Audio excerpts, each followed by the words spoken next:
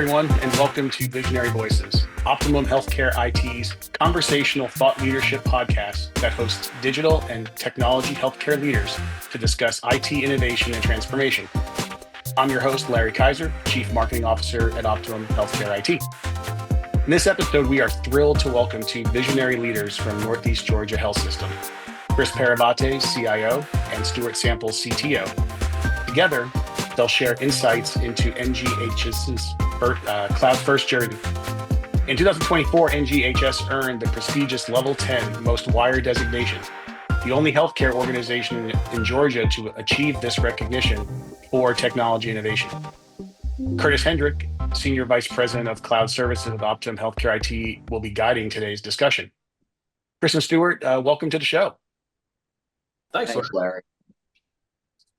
So we're going to get things started today with what we like to call bandwidth banter. It's our fun take on icebreakers for IT professionals. So we'll have a little fun first and give a little opportunity for our listeners to learn about you as individuals. And Chris, I'll start with you. And this question can get people riled up sometimes, can be a little controversial, but is healthcare one word or two words? I'm going with one word. Of course, I'm not exactly the literary giant, so you may want to check that. Do you have any reasoning why you say it's one word versus say what it would be two words? Because Word said combine it, or Outlook told me to combine it. I don't know. Why you ask me these questions, Larry? It's so complex. I mean, can we? It's complex, but it's fun. Hypervisors or storage strategy, something a little easier. All right. Well, then I'll go to Stuart. Stuart, do you have any comments on if healthcare is one word or two words? I love a good noun, adjective, compound word question right off the bat. Thanks for that. Yeah, healthcare is both technically, right? It can be healthcare no space or health space care. Difference for us is we are in healthcare, so it just never stops. Whatever it is, we get it done. All right, that seems fair. So then a follow-up, Stuart, if you were watching TV today, would you watch Friends or The Office? Oh, The Office for sure. Who is your favorite Office character? Probably less about characters, more about themes. One of my favorites was the business school to operate the toaster. Google that one if you're not familiar. That's a great episode. And then Office parkour. So, we got to keep it fun. That episode is fantastic. Chris, what about you? Friends or The Office? I like beets, so I'm thinking the Beets Farm might be something interesting. Now, see, if you know that reference, then you know the answer. Beets, yes. Battlestar Galactica. 100%. And Curtis and I have this back and forth quite often because we're both fans of the show. But I know Curtis, I know what answer you're going to give. Oh yeah, it's definitely The Office and definitely Scott's Tots. You will not find an episode more cringeworthy or awkward on any type of sitcom. So most certainly The Office. Yeah, it's I've seen every episode, even the really bad ones at the end with Ricky Gervais when he was leaving The Office. But I think my favorite time is the time when Michael Scott leaves and you have Jim Carrey was on, Will Ferrell, and all the different comedians that came in. Those episodes were just classic. So, all right, guys. Well, thanks for playing along. Like I said, that's just our icebreakers, kind of loosen things up a little bit here. So now I'm going to pass the mic over to Curtis, who is ready to lead this really interesting conversation. So, Curtis, it is all yours. Thanks, Larry. Appreciate it. Stuart, Chris, again, thanks for joining us here today. And I know, we got a chance to chat a little bit on stage at Vive recently, talking about some of these topics. But I think before we get into that, I kind of want to hear just from each of you, maybe starting with you, Chris, how did you end up in your role in NGHS? How did you end up in healthcare and IT? It's kind of a strange place that we all ended up in. Just love to hear everyone's journey in terms of how they got here. So I have a running joke with our CEO, Carol, that I'm completely unqualified for the role because I don't have a formal degree in any technology. I have a degree in manufacturing and logistics. And for those of you who are old enough to remember modems, I was the production line planner for several of the Hayes modems here in Norcross, Georgia, right out of school. And I hated it. It was miserable. In fact, I have a minor in accounting, and I thought, I could go get my CPA, but I hated accounting as well. So I fell into a technology post-sales implementation role, and I loved it. I taught myself C++. I was a master on a VAX. I think we had 2 terabytes of storage at that time, which was like twice the size of my office now. It was incredible. Wrote my own interface engine. Didn't call it interface engines at that time, and just naturally enjoyed it. But mostly, I enjoyed the passion of connecting with customers. In healthcare, in a health system, frankly, it's like a city of customers, and they all have different needs, but they're all interdependent. So when I joined Children's Healthcare of Atlanta, it was really one of my first healthcare gigs. Really got to learn so much about healthcare. I would dress out in a bunny suit and go into the OR core and do preference cards, and I would spend time in the pharmacy in the lab and understand how they interact, and then just took off from there. I just always had a passion for how technology can impact the lives of our employees, our providers, and ultimately our patients. And that's something that keeps me up late at night and gets me up early in the morning. So did you or did you not configure token ring networks with BNC connectors? There was no token ring when Okay, I was just curious. I mean, at that era, maybe. Okay, all right, okay. 1992. I'm not even sure, Curtis, you were alive. Fair enough. All right. Thank you for answering that very controversial question. Stuart, how about you? Yeah, so interesting journey as well. I actually have a degree in biology, and when I graduated from university, I ended up at a biotechnology company. It was wildly sophisticated, and I kind of fell in love with the technology side of the business, but never left the human health side. So I have been all over the place, done all kinds of interesting things, but have always had kind of a passion for people. And when I had the opportunity to come to NGHS, it was really like a homecoming for me, because I had been working in technology for a number of years, in various different leadership roles and technical roles. But to come here and work as a CTO and to help Chris with this transformation, it's really just been fantastic. So for me, a fun journey and just learning every single day.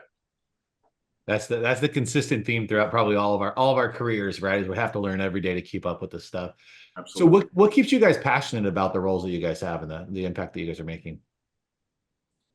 On the technical side, it's, I kind of joke that, I have some mad VAC skills, right? I mean, give me some C++, put me on a green screen with a monitor that's 3 feet deep, and that's a homecoming, right? But just technology's changing, always changing, right? And so you're constantly evolving and growing and looking at how to apply that technology in your environment. What's neat about healthcare is that you can directly touch every patient in your community. In fact, I tell my staff that you will impact more patients' lives than any one provider will in a lifetime of medical care. I mean, that's incredible, right? And these people,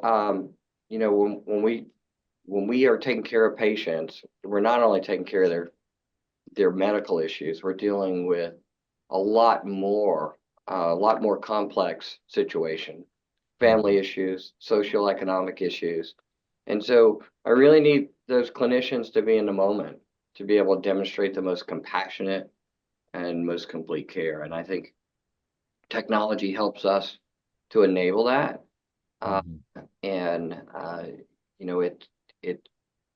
What we worked on last year is funny. I just came from a senior staff meeting, and someone said, "Oh my gosh, when you deployed some resources to help build out this unit for one of our hospitals, it's really helping us right now because we have 100 patients holding in the emergency room, and we would have had 120 holding in the emergency room. And I don't even remember that project, right? Because it's going so fast. So it's a great place to be. It also can be a bit daunting, Mhm. because that learning curve is intimidating. Mm. And you know, you come from Vive and you come from other activities, and you're like, oh my gosh, all these things I need to do, and all these, how does this fit together, and how do I fund it, and how do I resource it, and how do I champion that?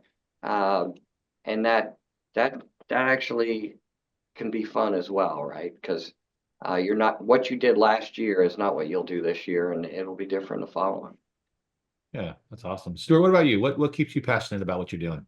There's so much. I really appreciate the question. For me, it is that evolution that Chris mentions. You know, kind of look at the turning point we're in with the intersection of data and intelligence and artificial intelligence, machine learning, cybersecurity. All of those things just are a constant drive within this industry, not only to improve patient outcomes, but also to make things, yeah, a little bit easier for our providers. It's a tough business. When people come in with those needs that Chris mentioned, it doesn't stop. So if we can take burden off of our providers, if we can make their lives easier and result in better clinical outcomes, I think there's a huge opportunity to really dig in, make smart investments, make smart changes to how we do things from technology perspective to solve those problems. So I love the challenge. Awesome. Well, thanks, guys. Yeah, I mean, on that note, why don't we dive a little bit into the conversation we are having previously about the journey that you guys are on and kind of the undertaking this cloud first strategy that you guys have and what you guys are undertaking there. So, just to kind of set the stage, Chris, maybe you want to share a little bit about kind of what's going on at NGHS and what kind of journey you guys are undertaking?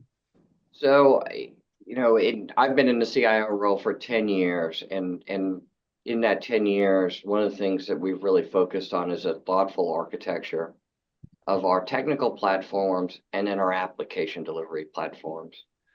So we only have one EMR, right? And not every health system can say that. We only have one of a lot of things, and that's really fortunate. When people talk about app rationalization, well, we do that every day, every year, all the time, and even in our acquisition strategy, we don't take on additional applications. We sunset those, and so that deliberate planning also moves into our cloud journey.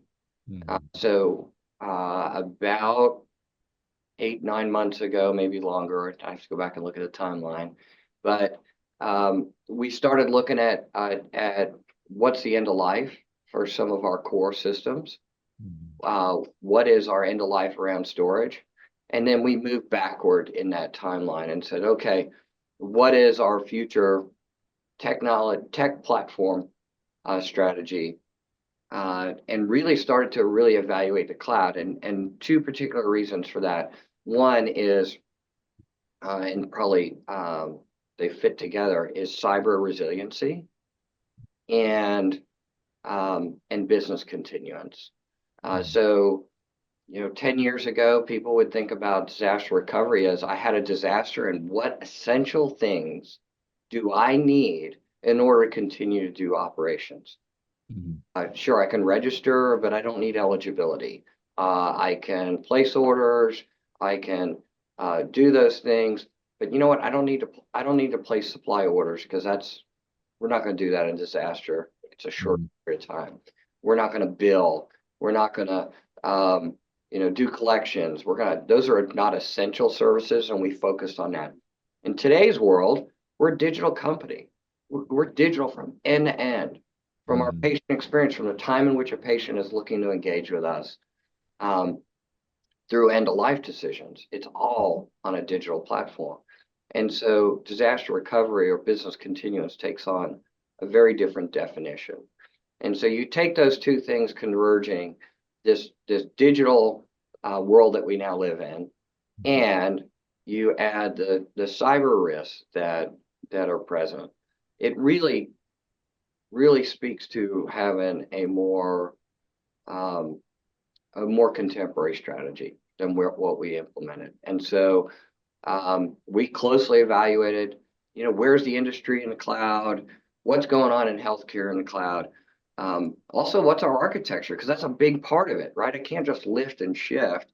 And if I'm moving legacy systems to cloud, it's almost like I'm paying twice for that. So all these things kind of fit together, and the timing and the sequence for us makes an incredible amount of sense. We have a beautiful data center. It's well powered. It's well cooled. Stuart's team is well staffed. It's not about that. It's not about, oh, I want to get out of the data center business. I could do the data center business in this region of the country. It's not incredibly costly.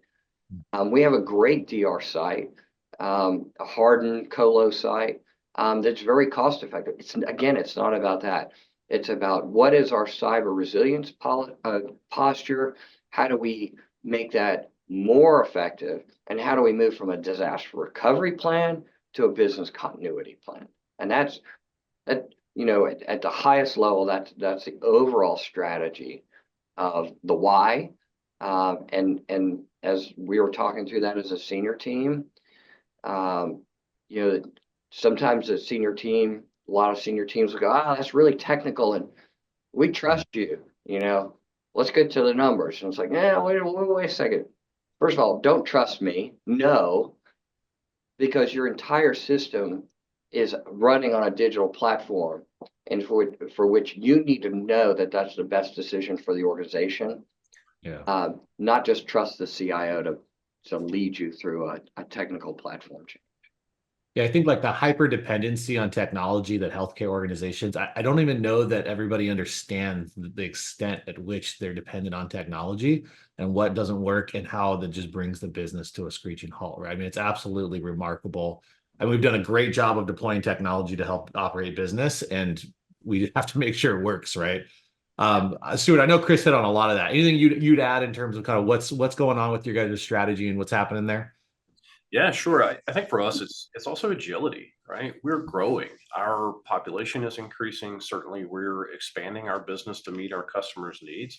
So we've got to be super agile. And on-premise data center infrastructure, it's not quite as easy to dial up performance and speed and capability on those rapid demands as we can do in the clouds. There's a lot of value in that, especially within a secure and protected infrastructure. So we're really excited to be able to provide that capability back to our patients and to our business. As we kind of look at that dynamic strategy to grow, having stable, reliable, secure platforms, to your point, it's table stakes. It's not optional. We have to make sure these platforms run and operate and that they're always secure and that they can always fail over in the event of some weird, strange incident or disaster. That's just reality in our business. So, that always on 24/7, 365 is the core of our business because we care for humans.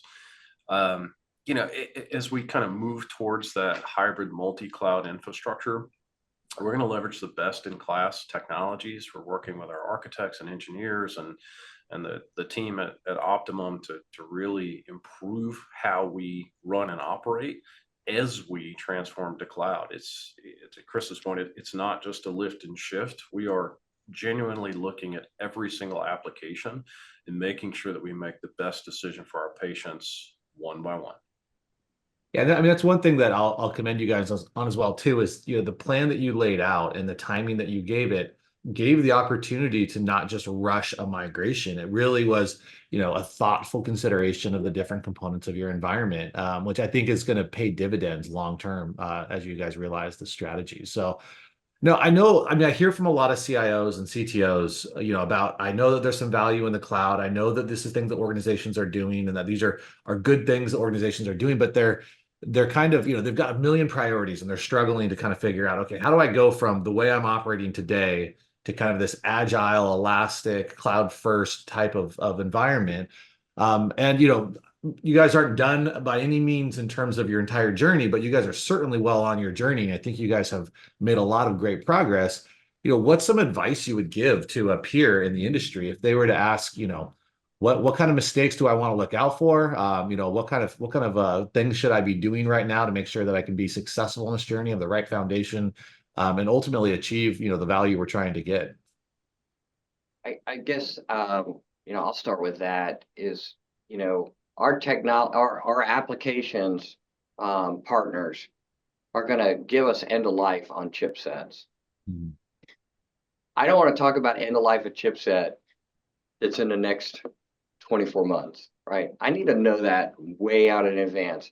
I can't show up to our finance board committee with a multi-million-dollar ask in a 12-month window. I just can't do it. I mean, we got too much stuff going on. So, most healthcare organizations have a 3-year capital investment, maybe a 5-year, 7-year capital investment plan.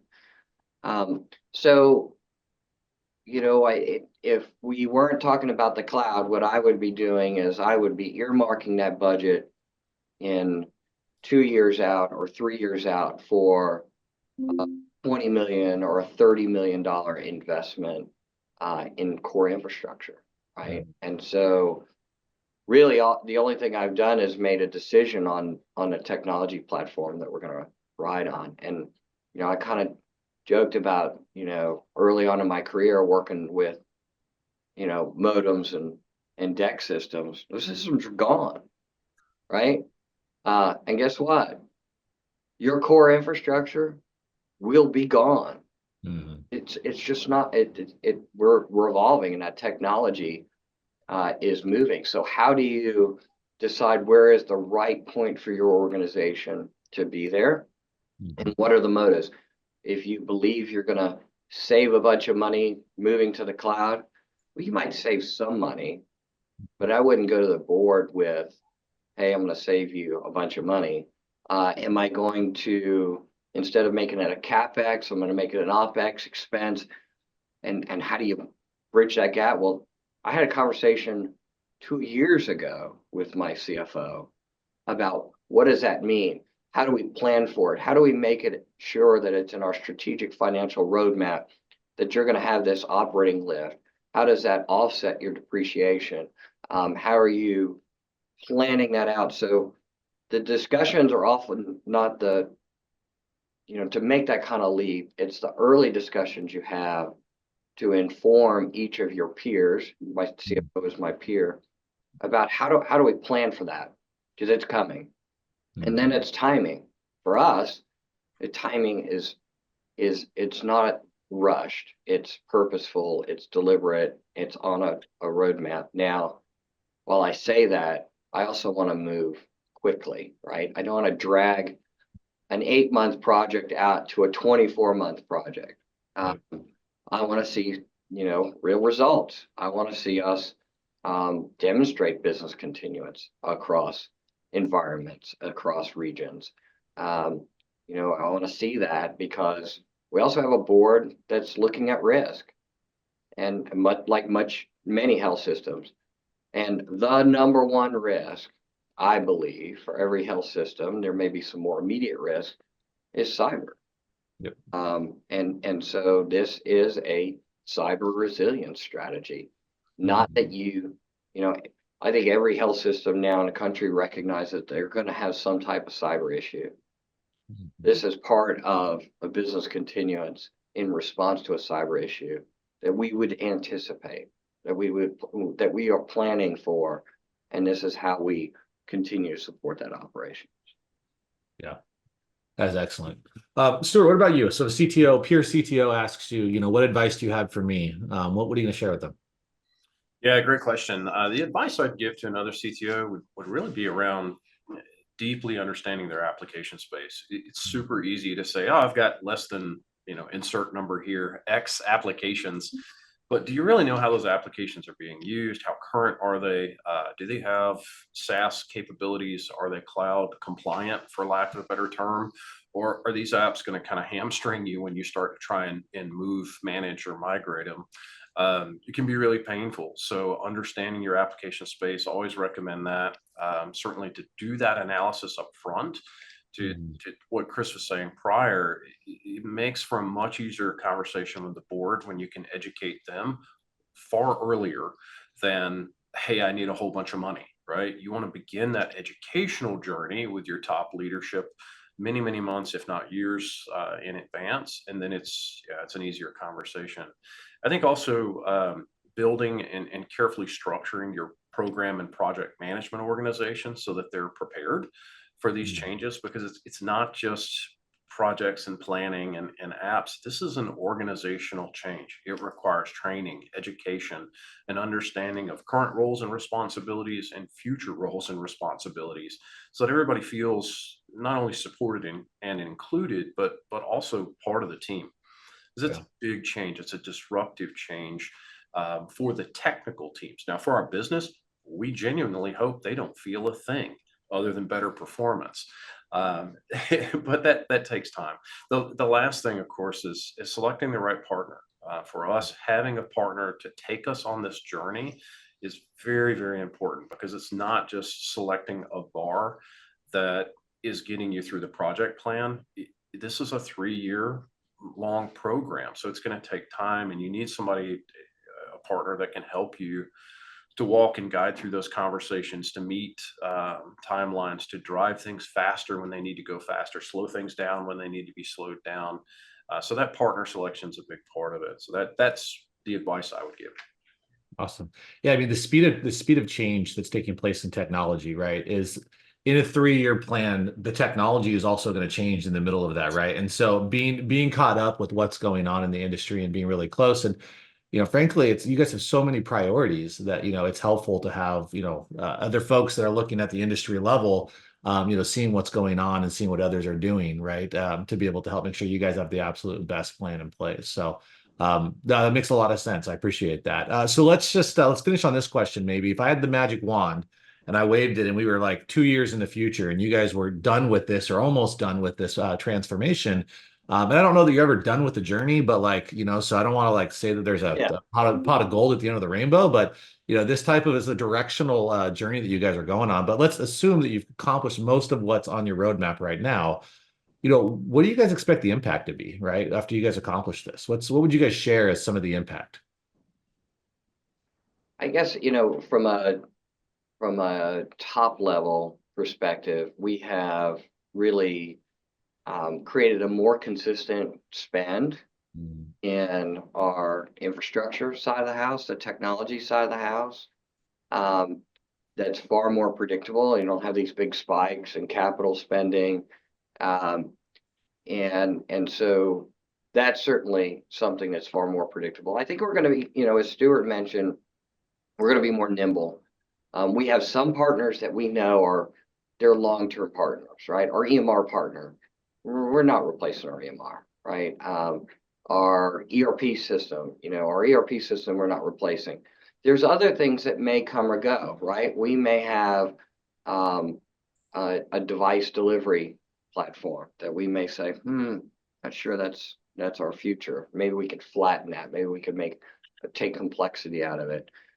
So I think the future is building capability for us to then take on the future, right? What we do today is intense, right? And at the same time, this organization has over $1 billion of construction in flight. The population has grown by 3 to 5% annually. So if we don't build capability today in our core infrastructure, our application delivery, our ability to respond and work strategically with the business will really evaporate, and we will be reacting to the business. So this is as much a scale and capability skill set as much as it's maximizing the technology. We're not an early adopter. We're not a bleeding edge organization. We have a pretty low tolerance for disruption. So it's very deliberate, very sequenced, with very clear outcomes. And that if you look, for some of us who have been in infrastructure for a few decades, I think you said smart rings, right? Yeah. We thought we were, all it, with redundant smart rings and redundant hardware and you know that that season is gone, right? We're in a new place, and so we got to move. Yeah. Stuart, what about you? What kind of impact do you think you're going to be able to accomplish through the completion of this? Yeah, I agree. I think Chris put it beautifully. For me, it's secure, it's rationalized, efficient, more powerful, more agile. We need to be able to deliver modern applications with an ease of use to our end users. My goal is always to be ahead of an end user's need, to ensure that all of our platforms are remarkably stable for our patients, and to keep driving those capabilities out to our business to enable, the continued growth and success in our business to take care of the community. I love just like kind of starting off with why you guys are in healthcare and your experience with healthcare and wanting to impact users and wanting to, do what's right by the community to like at the end of the day, like that's really the fundamental, Yes. proposition here of why you guys are going on this journey as well too. So yeah, I appreciate you guys sharing about that. This was a great conversation. Larry, I hand it back to you. Thanks, man. That was a really interesting conversation. I enjoyed all of that. I really want to, thank Chris and Stuart for joining us to discuss their cloud journey, but also to kind of really understand where they came from and where they're going. At Northeast Georgia seems just really exciting, and I envious of your population that's going to be able to feel the fruits of all those labors and everything. So definitely learned a lot. So again, thank you for joining us today and sharing what you did. And to our listeners, thanks for tuning into this episode of Visionary Voices, powered by Optimum Healthcare IT. I hope you've taken away some really good stuff for this conversation. And remember, the future of healthcare IT starts with your vision. We'll catch you next time on Visionary Voices.